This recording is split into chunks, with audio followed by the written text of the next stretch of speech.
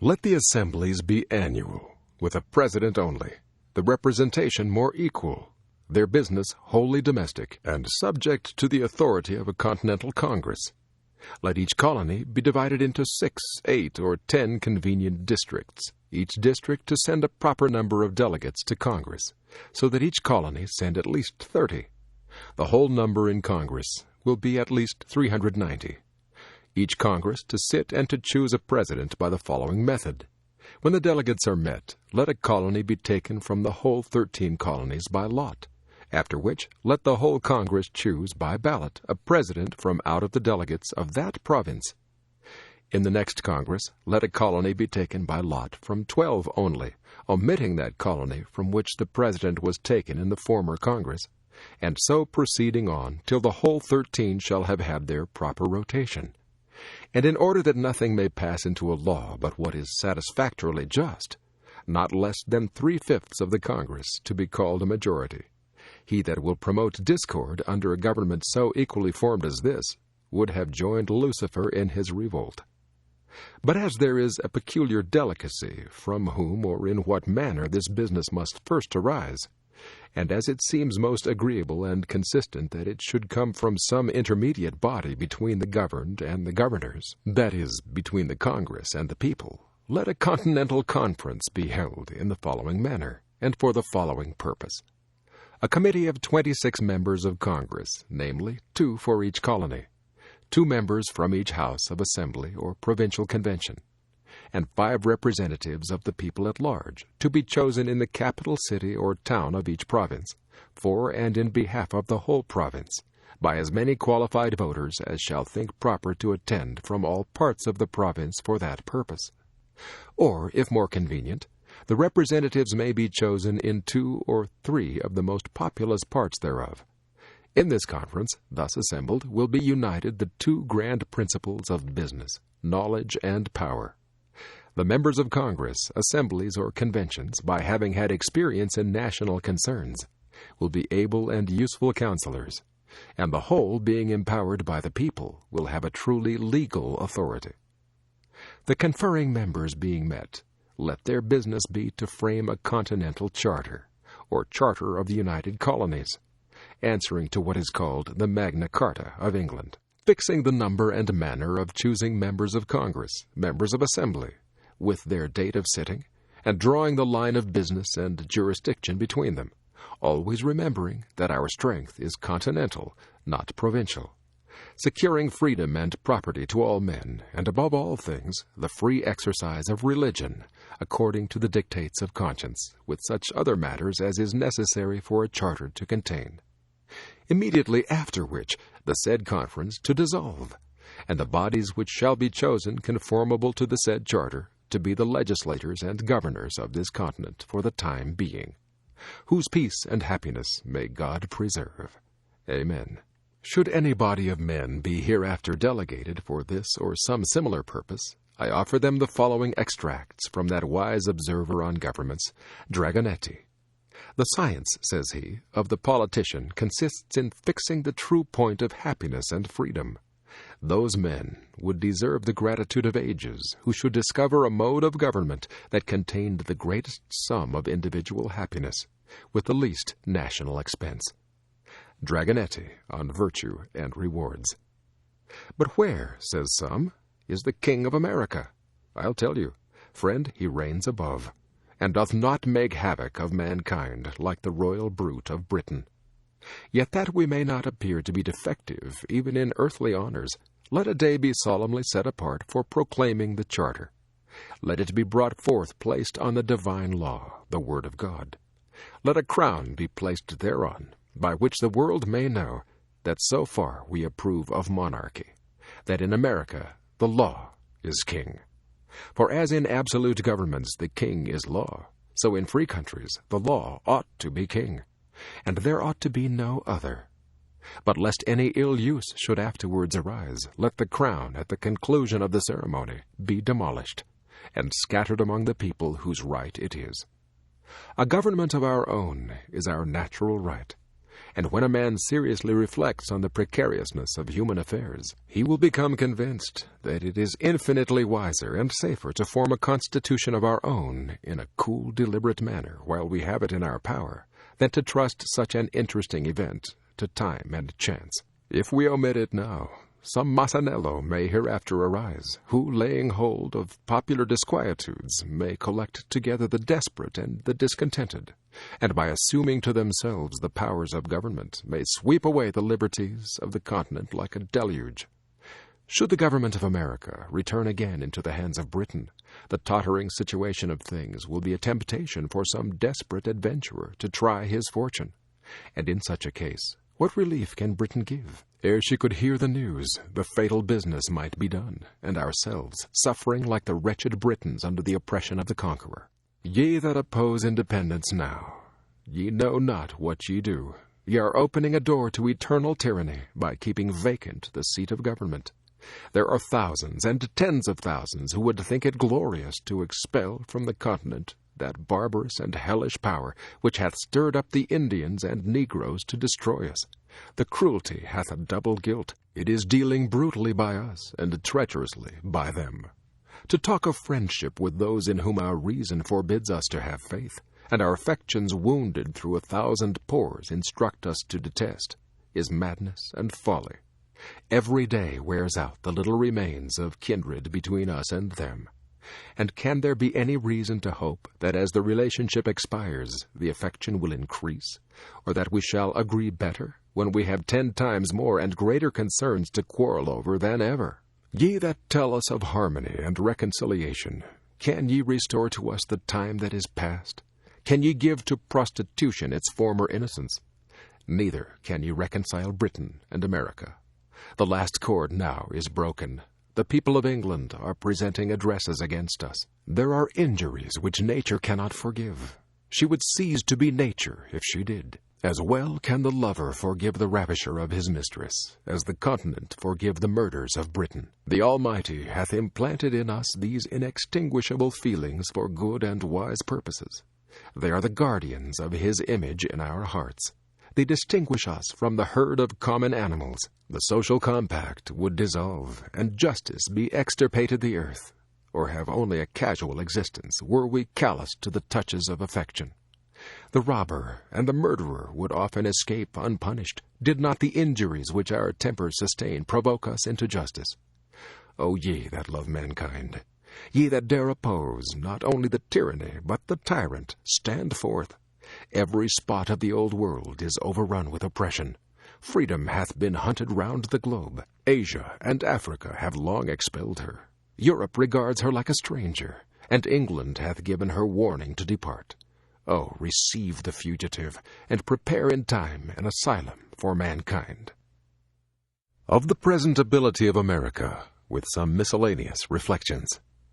I have never met with a man, either in England or America, who hath not confessed his opinion that a separation between the countries would take place at one time or another. And there is no instance in which we have shown less judgment than in endeavoring to describe what we call the ripeness or fitness of the continent for independence. As all men allow the measure, and vary only in their opinion of the time, let us, in order to remove mistakes, take a general survey of things, and endeavor, if possible, to find out the very time. But we need not go far. The inquiry ceases at once, for the time hath found us. The general concurrence, the glorious union of all things, prove the fact. It is not in numbers, but in unity that our great strength lies. Yet our present numbers are sufficient to repel the force of all the world. The continent hath at this time the largest body of armed and disciplined men of any power under heaven, and is just arrived at that pitch of strength in which no single colony is able to support itself, and the whole, when united, can accomplish the matter, and either more or less than this might be fatal in its effects. Our land force is already sufficient, and as to naval affairs, we cannot be insensible that Britain would never suffer an American man of war to be built, while the continent remained in her hands. Wherefore, we should be no forwarder 100 years hence in that branch than we are now.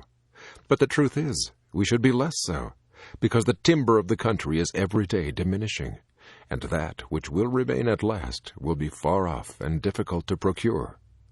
Were the continent crowded with inhabitants, her sufferings under the present circumstances would be intolerable. The more seaport towns we had, the more should we have both to defend and to lose. Our present numbers are so happily proportioned to our wants that no man need be idle. The diminution of trade affords an army, and the necessities of an army create a new trade. Debts we have none, and whatever we may contract on this account will serve as a righteous memento of our virtue. Can we but leave posterity with a settled form of government, an independent constitution of its own, the purchase at any price will be cheap. But to expend millions for the sake of getting a few vile acts repealed, and routing the present ministry only, is unworthy the charge, and is using posterity with the utmost cruelty, because it is leaving them the great work to do, and a debt upon their backs from which they derive no advantage. Such a thought is unworthy a man of honor, and is the true characteristic of a narrow heart and a peddling politician. The debt we may contract doth not deserve our regard, if the work be but accomplished. No nation ought to be without a debt. A national debt is a national bond, and when it bears no interest, is in no case a grievance. Britain is oppressed with a debt of upwards of 140 millions sterling, for which she pays upwards of 4 millions interest, and as a compensation for her debt she has a large navy. America is without a debt, and without a navy. Yet for the 20th part of the English national debt could have a navy as large again. The navy of England is not worth at this time more than 3 millions and a half sterling. No country on the globe is so happily situated or so internally capable of raising a fleet as America. Tar, timber, iron, and cordage are her natural produce. We need go abroad for nothing, whereas the Dutch, who make large profits by hiring out their ships of war to the Spaniards and Portuguese, are obliged to import most of the materials they use. We ought to view the building of a fleet as an article of commerce, it being the natural manufactory of this country. It is the best money we can lay out. A navy, when finished, is worth more than it cost. And is that nice point in national policy in which commerce and protection are united? Let us build. If we want them not, we can sell, and by that means replace our paper currency with ready gold and silver. In point of manning a fleet, people in general run into great errors. It is not necessary that 1/4 part should be sailors. The terrible privateer, Captain Death, stood the hottest engagement of any ship last war, yet had not 20 sailors on board, though her complement of men was upwards of 200. A few able and social sailors will soon instruct a sufficient number of active landmen in the common work of a ship. Wherefore, we never can be more capable to begin on maritime matters than now, while our timber is standing, our fisheries blocked up, and our sailors and shipwrights out of employ. Men of war of 70 and 80 guns were built 40 years ago in New England, and why not the same now? Shipbuilding is America's greatest pride, and in which she will in time excel the whole world. The great empires of the East are mostly inland, and consequently excluded from the possibility of rivaling her. Africa is in a state of barbarism, and no power in Europe hath either such an extent of coast or such an internal supply of materials. Where nature hath given the one, she has withheld the other. To America only hath she been liberal of both. The vast empire of Russia is almost shut out from the sea. Wherefore, her boundless forests, her tar, iron, and cordage are only articles of commerce. In point of safety, ought we to be without a fleet? We are not the little people now, which we were 60 years ago. At that time we might have trusted our property in the streets, or fields rather, and slept securely without locks or bolts to our doors or windows. The case now is altered, and our methods of defense ought to improve with our increase of property. A common pirate 12 months ago might have come up the Delaware and laid the city of Philadelphia under instant contribution, for what sum he pleased, and the same might have happened to other places. Nay, any daring fellow in a brig of 14 or 16 guns might have robbed the whole continent and carried off 500,000 of money. These are circumstances which demand our attention and point out the necessity of naval protection. Some perhaps will say that after we have made it up with Britain, she will protect us. Can we be so unwise as to mean that she shall keep a navy in our harbors for that purpose? Common sense will tell us that the power which hath endeavored to subdue us is of all others the most improper to defend us.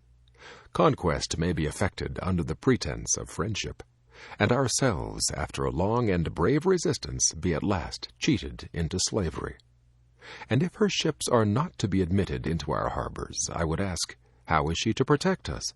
A navy 3,000 or 4,000 miles off can be of little use, and on sudden emergencies, none at all.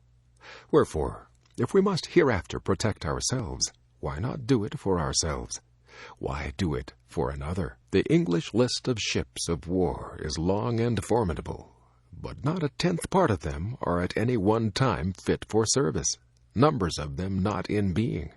Yet their names are pompously continued in the list, if only a plank be left of a ship, and not a fifth part of such as are fit for service can be spared on any one station at one time. The East and West Indies, Mediterranean, Africa, and other parts over which Britain extends her claim, make large demands upon her navy. From a mixture of prejudice and inattention, we have contracted a false notion respecting the navy of England, and have talked as if we should have the show of it to encounter at once, and for that reason supposed that we must have one as large, which not being instantly practicable, have been made use of by a set of disguised Tories to discourage our beginning thereon. Nothing can be farther from truth than this, for if America had only a 20th part of the naval force of Britain, she would be by far an overmatch for her. Because, as we neither have nor claim any foreign dominion, our whole force would be employed on our own coast, where we should, in the long run, have 2 to 1 the advantage of those who had 3,000 or 4,000 miles to sail over before they could attack us, and the same distance to return in order to refit and recruit.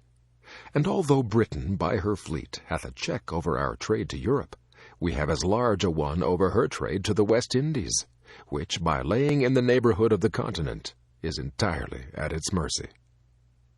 Some method might be fallen on to keep up a naval force in time of peace, if we should not judge it necessary to support a constant navy. If premiums were to be given to merchants to build and employ in their service ships mounted with 20, 30, 40, or 50 guns, the premiums to be in proportion to the loss of bulk to the merchants, 50 or 60 of those ships, with a few guard ships on constant duty, would keep up a sufficient navy, and that without burdening ourselves with the evil so loudly complained of in England, of suffering their fleet in time of peace to lie rotting in the docks. To unite the sinews of commerce and defense is sound policy, for when our strength and our riches play into each other's hand, we need fear no external enemy. In almost every article of defense we abound. Hemp flourishes even to rankness, so that we need not want cordage. Our iron is superior to that of other countries, our small arms equal to any in the world. Cannon we could cast at pleasure. Saltpeter and gunpowder we are every day producing. Our knowledge is hourly improving. Resolution is our inherent character, and courage hath never yet forsaken us. Wherefore, what is it that we want? Why is it that we hesitate? From Britain we can expect nothing but ruin. If she is once admitted to the government of America again, this continent will not be worth living in. Jealousies will be always arising, insurrections will be constantly happening, and who will go forth to quell them? Who will venture his life to reduce his own countrymen to a foreign obedience? The difference between Pennsylvania and Connecticut respecting some unlocated lands shows the insignificance of a British government, and fully proves that nothing but continental authority can regulate continental matters. Another reason why the present time is preferable to all others is that the fewer our numbers are, the more land there is yet unoccupied, which instead of being lavished by the king on his worthless dependents, may be hereafter applied not only to the discharge of the present debt, but to the constant support of government. No nation under heaven hath such an advantage as this. The infant state of the colonies, as it is called, so far from being against, is an argument in favor of independence. We are sufficiently numerous, and were we more so, we might be less united. It is a matter worthy of observation that the more a country is peopled, the smaller their armies are.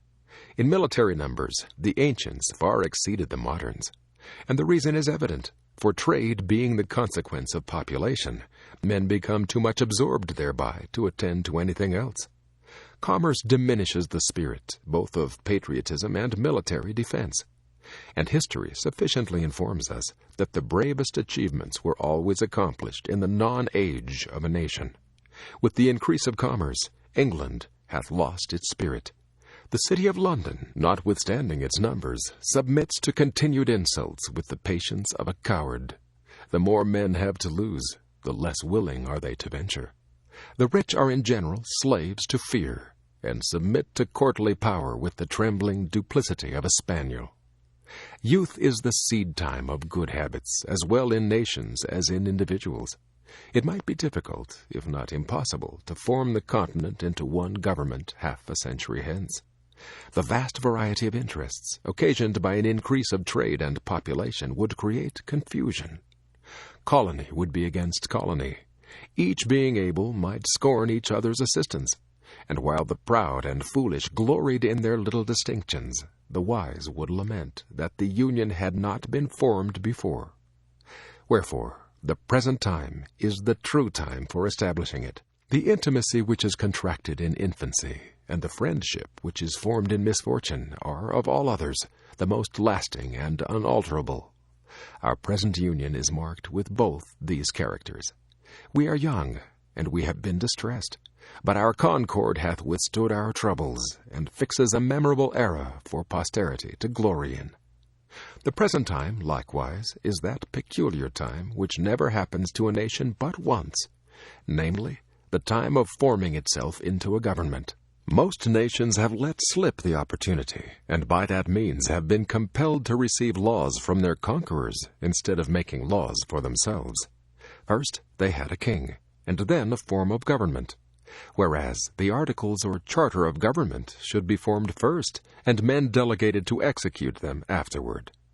But from the errors of other nations let us learn wisdom, and lay hold of the present opportunity to begin government at the right end.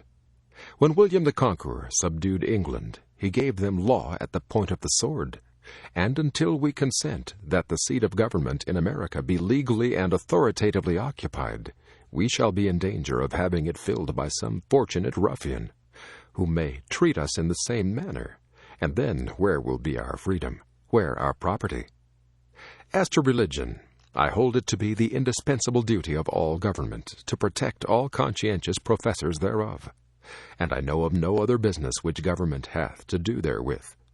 Let a man throw aside that narrowness of soul, that selfishness of principle, which the niggards of all professions are so unwilling to part with, and he will be at once delivered of his fears on that head. Suspicion is the companion of mean souls, and the bane of all good society. For myself, I fully and conscientiously believe that it is the will of the Almighty that there should be diversity of religious opinions among us. It affords a large field for our Christian kindness. Were we all of one way of thinking, our religious dispositions would want matter for probation. And on this liberal principle, I look on the various denominations among us to be like children of the same family, differing only in what is called their Christian names.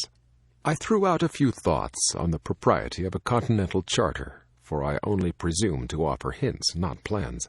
And in this place I take the liberty of re-mentioning the subject by observing that a charter is to be understood as a bond of solemn obligation, which the whole enters into to support the right of every separate part, whether of religion, personal freedom, or property.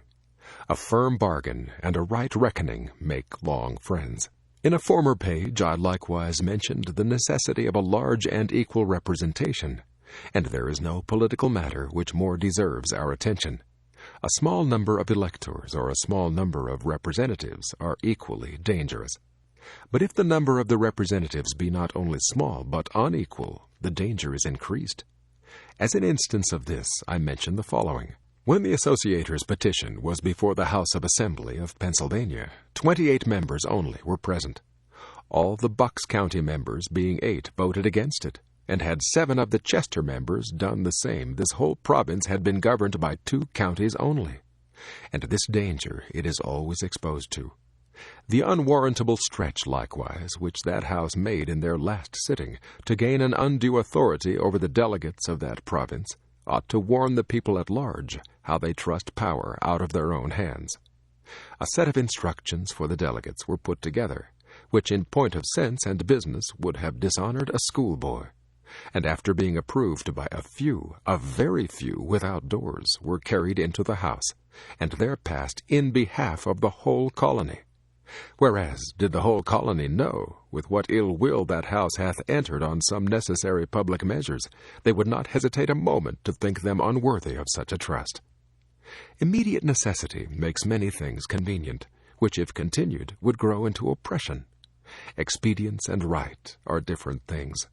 When the calamities of America required a consultation, there was no method so ready, or at that time so proper, as to appoint persons from the several houses of assembly for that purpose, and the wisdom with which they have proceeded hath preserved this continent from ruin.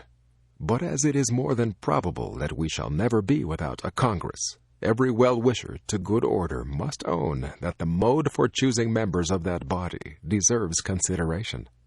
And I put it as a question to those who make a study of mankind, whether representation and election is not too great a power for one and the same body of men to possess.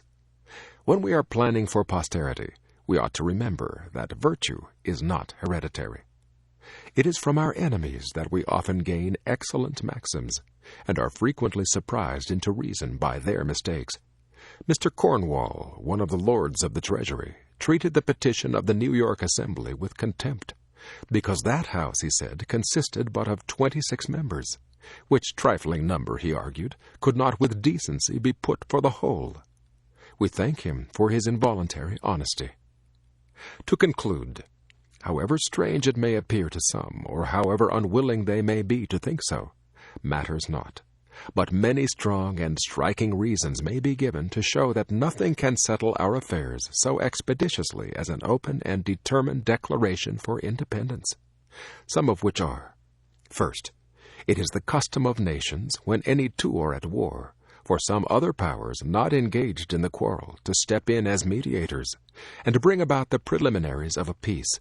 But while America calls herself the subject of Great Britain, no power, however well disposed she may be, can offer her mediation. Wherefore, in our present state, we may quarrel on forever.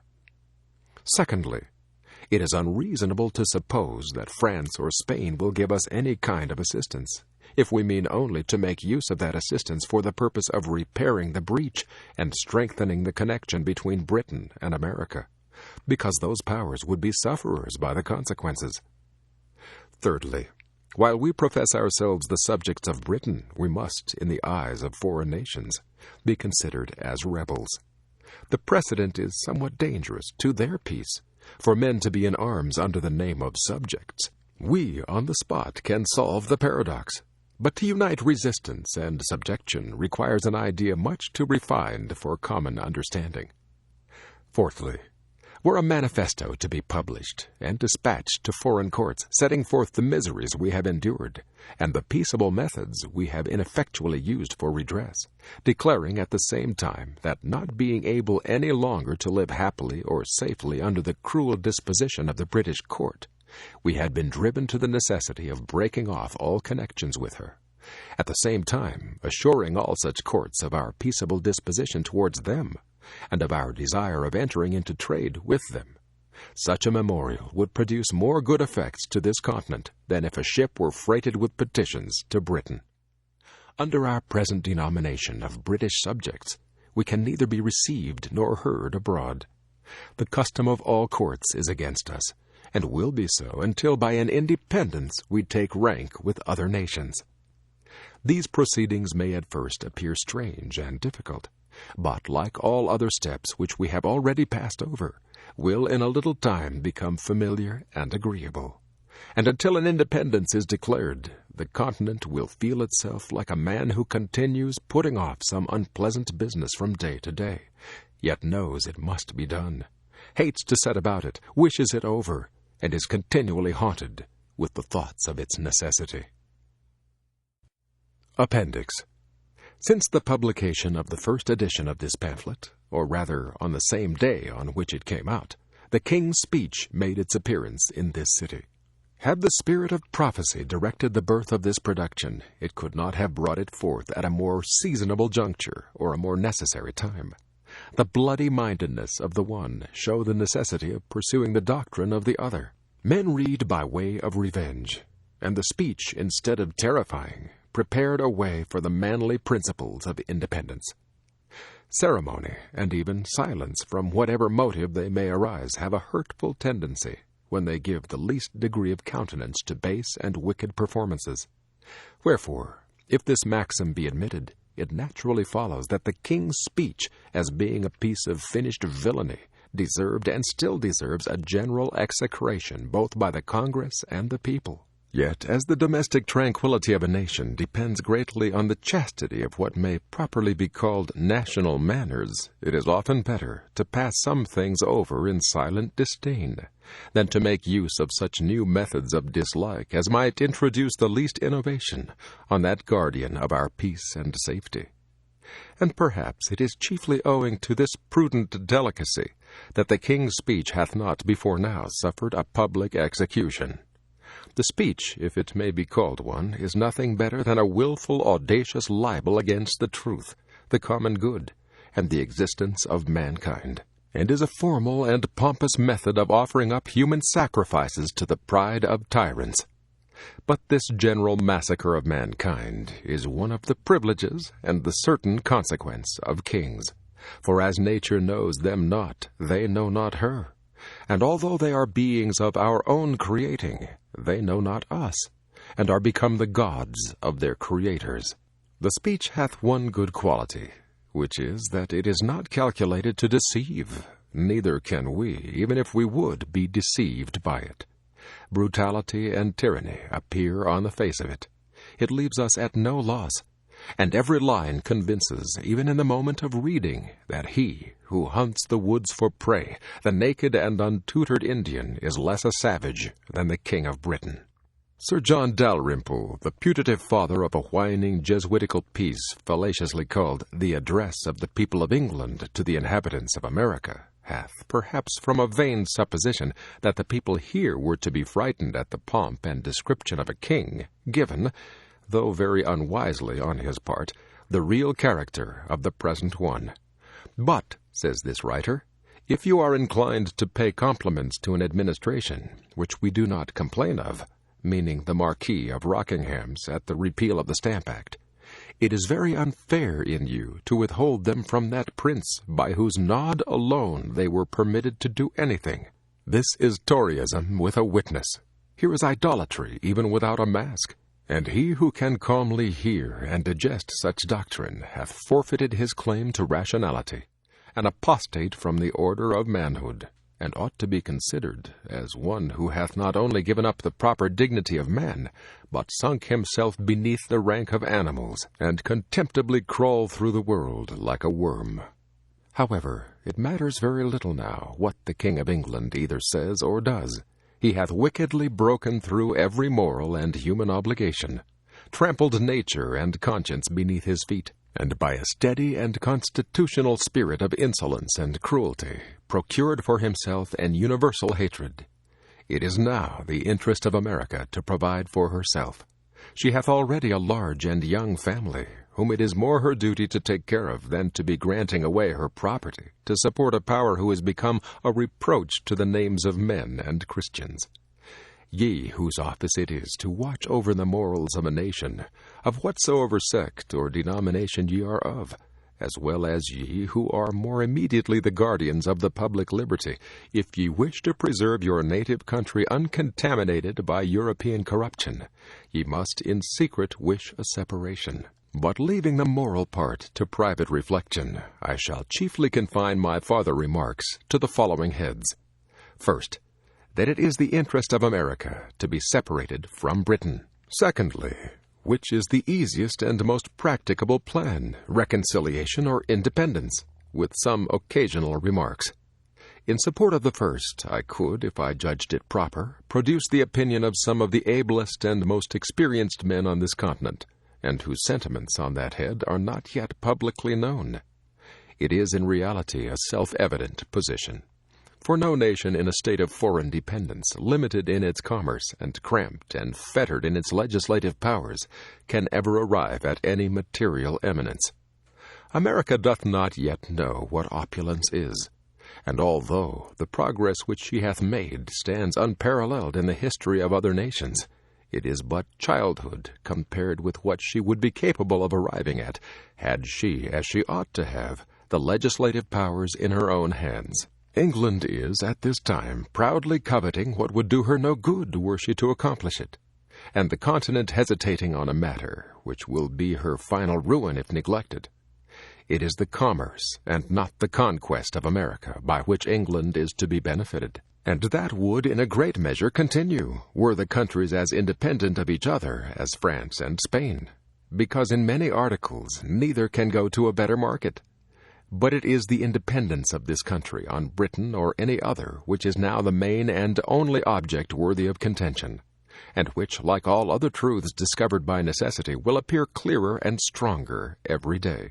First, because it will come to that one time or other. Secondly, because the longer it is delayed, the harder it will be to accomplish.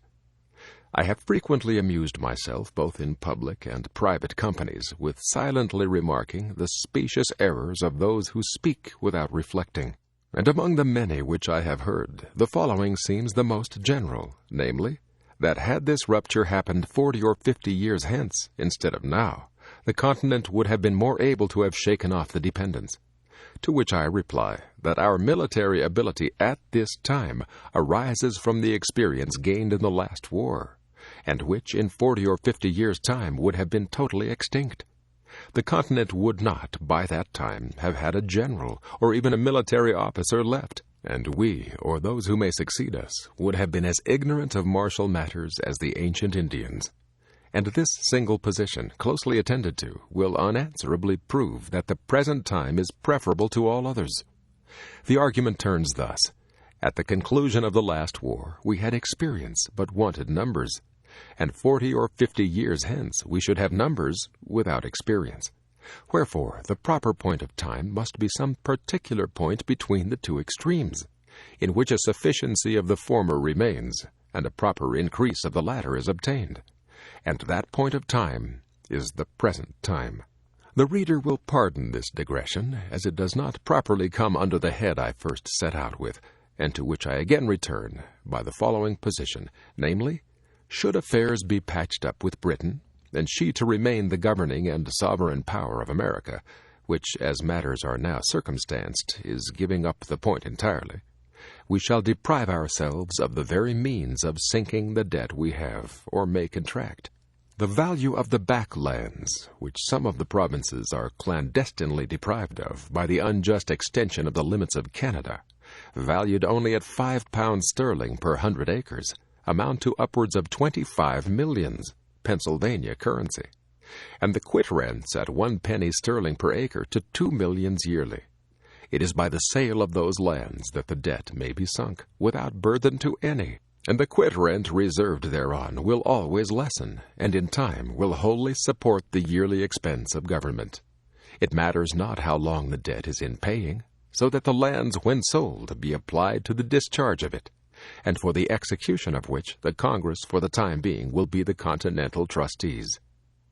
I proceed now to the second head, namely, which is the easiest and most practicable plan, reconciliation or independence, with some occasional remarks. He who takes nature for his guide is not easily beaten out of his argument, and on that ground I answer generally that independence being a single, simple line contained within ourselves, and reconciliation a matter exceedingly perplexed and complicated, and in which a treacherous, capricious court is to interfere, gives the answer without a doubt. The present state of America is truly alarming to every man who is capable of reflection. Without law, without government, without any other mode of power than what is founded on and granted by courtesy, held together by an unexampled concurrence of sentiment, which is nevertheless subject to change, and which every secret enemy is endeavoring to dissolve. Our present condition is legislation without law, wisdom without a plan, a constitution without a name, and what is strangely astonishing, perfect independence contending for dependence. The instance is without a precedent. The case never existed before, and who can tell what may be the event? The property of no man is secure in the present unbraced system of things. The mind of the multitude is left at random, and seeing no fixed object before them, they pursue such as fancy or opinion starts. Nothing is criminal. There is no such thing as treason. Wherefore every one thinks himself at liberty to act as he pleases. The Tories dared not have assembled offensively, had they known that their lives by that act were forfeited to the laws of the state. A line of distinction should be drawn between English soldiers taken in battle and inhabitants of America taken in arms. The first are prisoners, but the latter traitors. The one forfeits his liberty, the other his head. Notwithstanding our wisdom, there is a visible feebleness in some of our proceedings which gives encouragement to dissensions. The continental belt is too loosely buckled, and if something is not done in time, it will be too late to do anything, and we shall fall into a state in which neither reconciliation nor independence will be practicable. The king and his worthless adherents are got at their old game of dividing the continent, and there are not wanting among us printers who will be busy in spreading specious falsehoods. The artful and hypocritical letter which appeared a few months ago in 2 of the New York papers, and likewise in 2 others, is an evidence that there are men who want either judgment or honesty. It is easy getting into holes and corners and talking of reconciliation, but do such men seriously consider how difficult the task is, and how dangerous it may prove should the continent divide thereon? Do they take within their view all the various orders of men whose situation and circumstances, as well as their own, are to be considered therein?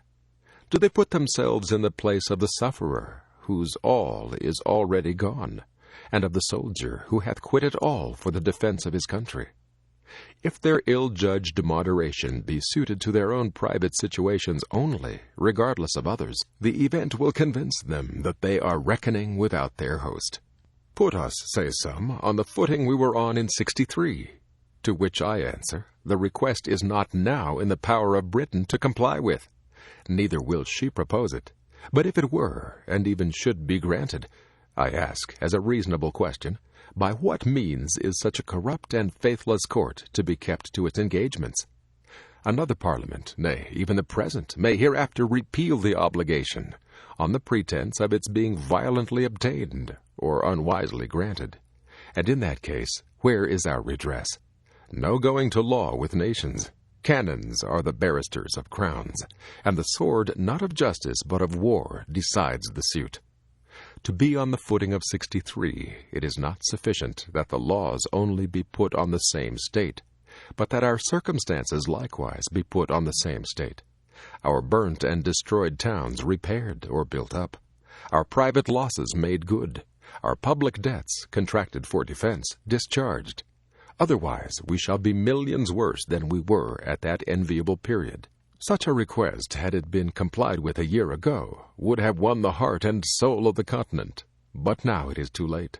The Rubicon is passed. Besides, the taking up arms merely to enforce the repeal of a pecuniary law seems as unwarrantable by the divine law and as repugnant to human feelings as the taking up arms to enforce obedience thereto. The object on either side doth not justify the means, for the lives of men are too valuable to be cast away on such trifles. It is the violence which is done and threatened to our persons, the destruction of our property by an armed force, the invasion of our country by fire and sword, which conscientiously qualifies the use of arms. And the instant in which such a mode of defense became necessary, all subjection to Britain ought to have ceased, and the independency of America should have been considered as dating its era from and published by the first musket that was fired against her. This line is a line of consistency, neither drawn by caprice, nor extended by ambition, but produced by a chain of events of which the colonies were not the authors. I shall conclude these remarks with the following timely and well-intended hints. We ought to reflect that there are 3 different ways by which an independency may hereafter be effected, and that one of those 3 will one day or other be the fate of America, namely, by the legal voice of the people in Congress, by a military power, or by a mob. It may not always happen that our soldiers are citizens, and the multitude a body of reasonable men. Virtue, as I have already remarked, is not hereditary, neither is it perpetual. Should an independency be brought about by the first of those means, we have every opportunity and every encouragement before us to form the noblest, purest constitution on the face of the earth. We have it in our power to begin the world over again. A situation similar to the present hath not happened since the days of Noah until now. The birthday of a new world is at hand, and a race of men, perhaps as numerous as all Europe contains, are to receive their portion of freedom from the event of a few months. The reflection is awful, and in this point of view, how trifling, how ridiculous do the little paltry cavillings of a few weak or interested men appear, when weighed against the business of a world. Should we neglect the present favorable and inviting period, and an independence be hereafter effected by any other means, we must charge the consequence to ourselves, or to those rather whose narrow and prejudiced souls are habitually opposing the measure without either inquiring or reflecting. There are reasons to be given in support of independence which men should rather privately think of than be publicly told of. We ought not now to be debating whether we shall be independent or not, but anxious to accomplish it on a firm, secure, and honorable basis, and uneasy rather that it is not yet begun upon. Every day convinces us of its necessity.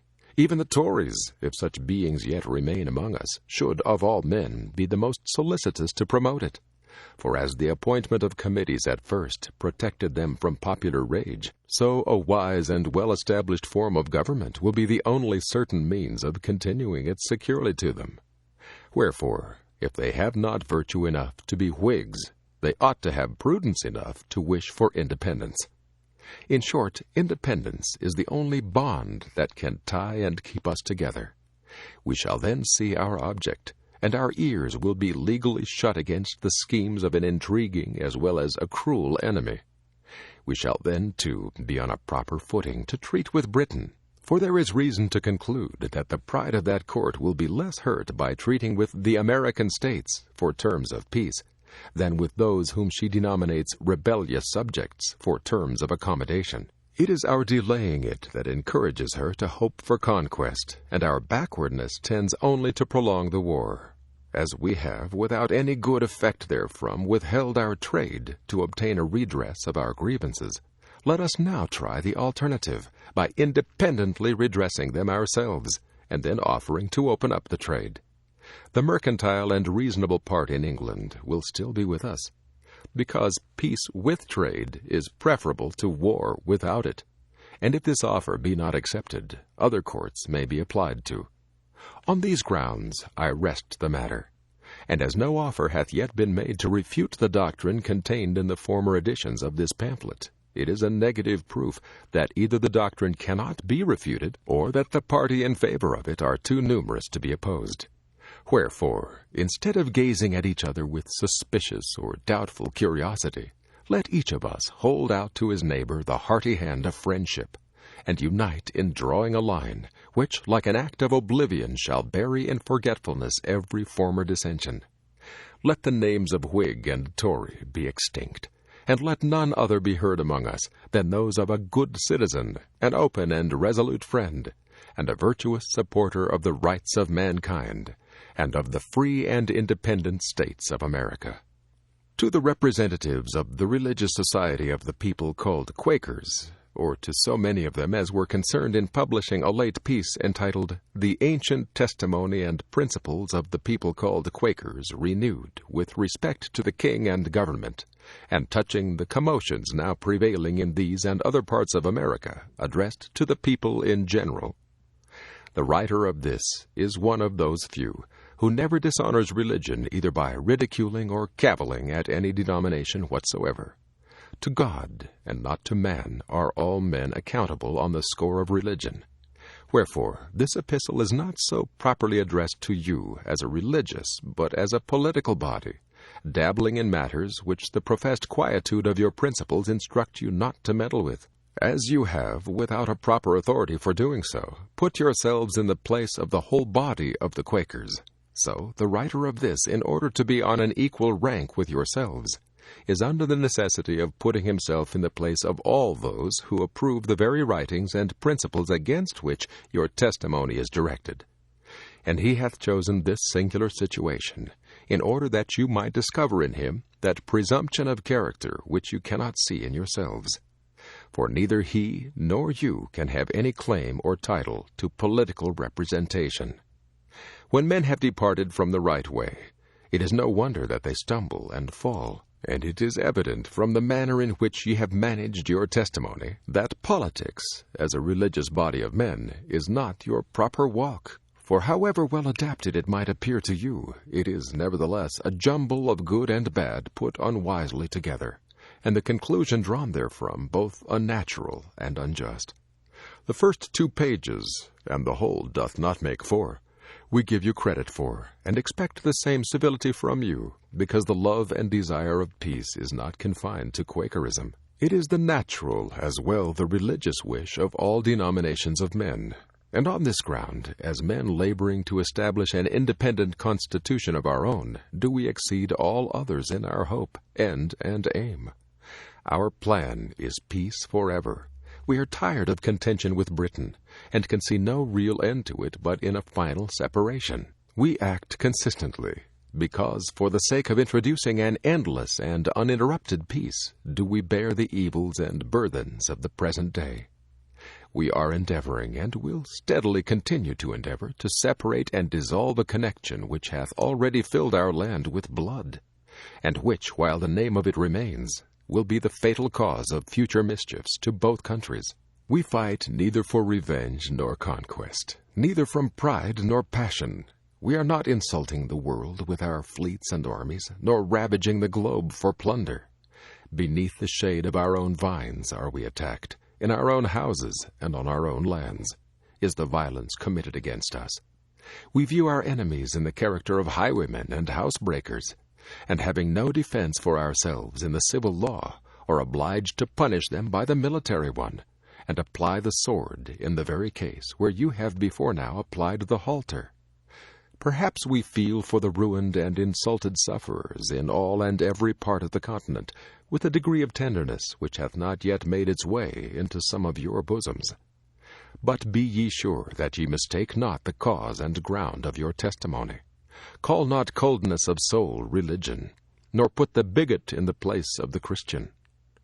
O ye partial ministers of your own acknowledged principles, if the bearing arms be sinful, the first going to war must be more so, by all the difference between willful attack and unavoidable defense. Wherefore, if ye really preach from conscience, and mean not to make a political hobby-horse of your religion, convince the world thereof, by proclaiming your doctrine to our enemies, for they likewise bear arms.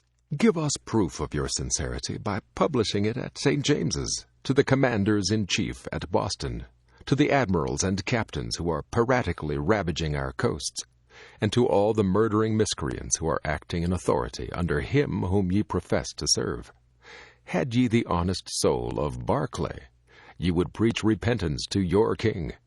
Ye would tell the royal wretch his sins, and warn him of eternal ruin.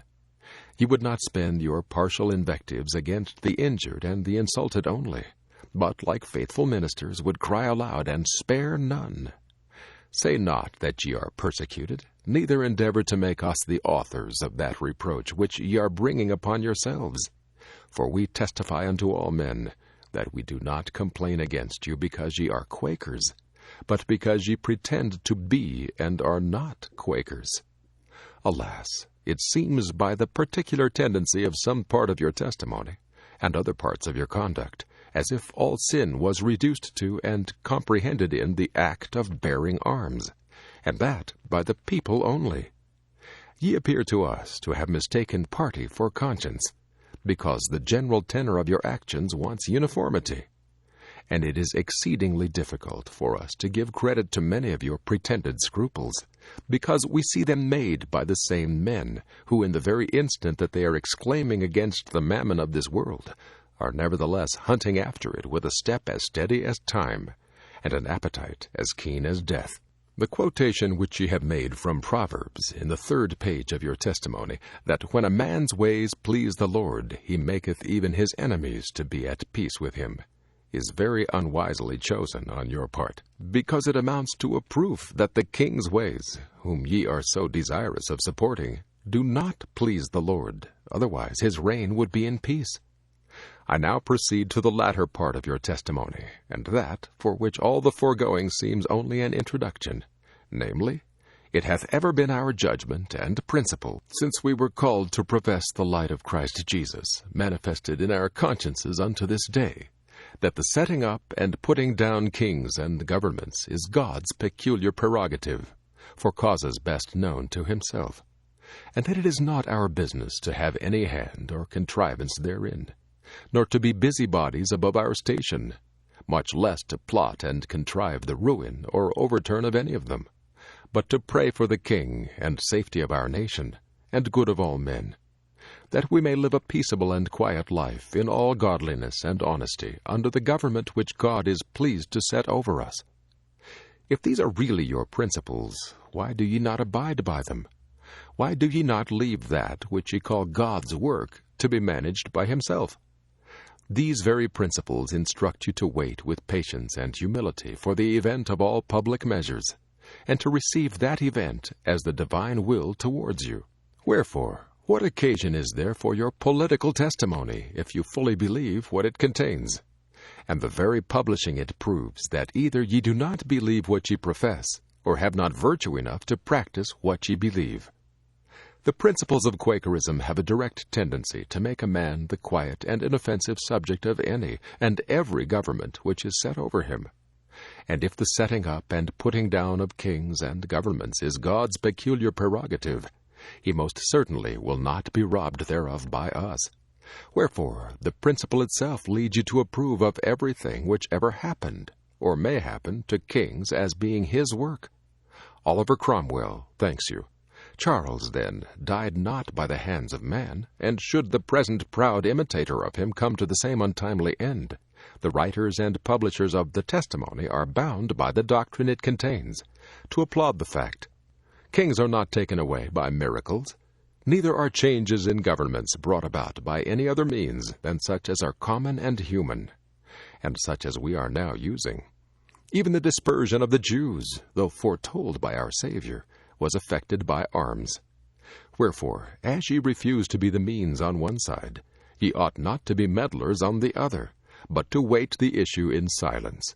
And unless ye can produce divine authority to prove that the Almighty who hath created and placed this new world at the greatest distance it could possibly stand east and west from every part of the old, doth nevertheless disapprove of it being independent of the corrupt and abandoned court of Britain, unless, I say, ye can show this, how can ye, on the ground of your principles, justify the exciting and stirring up the people, quote, firmly to unite in the abhorrence of all such writings and measures as evidence a desire and design to break off the happy connection we have hitherto enjoyed with the kingdom of Great Britain, and our just and necessary subordination to the king, and those who are lawfully placed in authority under him, end of quote.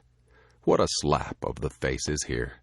The men who in the very paragraph before have quietly and passively resigned up the ordering, altering, and disposal of kings and governments into the hands of God are now recalling their principles and putting in for a share of the business. Is it possible that the conclusion which is here justly quoted can any ways follow from the doctrine laid down? The inconsistency is too glaring not to be seen, the absurdity too great not to be laughed at, and such as could only have been made by those whose understandings were darkened by the narrow and crabby spirit of a despairing political party. For ye are not to be considered as the whole body of the Quakers, but only as a factional and fractional part thereof. Here ends the examination of your testimony, which I call upon no man to abhor, as ye have done, but only to read and judge of fairly. To which I subjoin the following remark, that the setting up and putting down of kings most certainly mean the making him a king, who is yet not so, and the making him no king, who is already one. And pray, what hath this to do in the present case? We neither mean to set up nor to put down, neither to make nor unmake, but to have nothing to do with them. Wherefore your testimony, in whatever light it is viewed, serves only to dishonor your judgment, and for many other reasons had better have been let alone than published. First, because it tends to the decrease and reproach of all religion whatever, and is of the utmost danger to society to make it a party in political disputes. Secondly, because it exhibits a body of men, numbers of whom disavow the publishing political testimonies, as being concerned therein and approvers thereof.